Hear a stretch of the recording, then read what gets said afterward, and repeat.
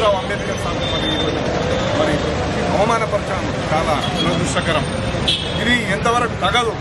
ఎందుకంటే ఎక్కడికక్కడనే మనము దీన్ని అడ్డుకోవాల్సిన అవసరం ఎంతైనా ఉన్నది. మీకు తెలుసు, దేశాన్ని మతం పేరు మీద మరి కులాల పేరు మీద మరి విద్వేషాలు రెచ్చగొట్టి విడదీసే కార్యక్రమాలు చేస్తున్నారు.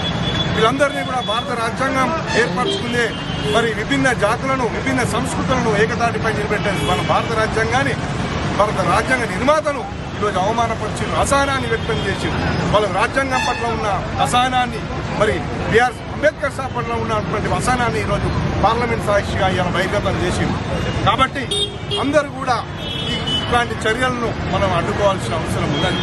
ఈరోజు అమిత్ షాను నిజంగా మరి బీజేపీ కానీ దాని నాయకత్వానికి కానీ చిత్తశుద్ధి ఉంటే ఆయన వెంటనే మంత్రివర్గం నుంచి బర్తరఫ్ చేయాల్సిన అవసరం ఉన్నది.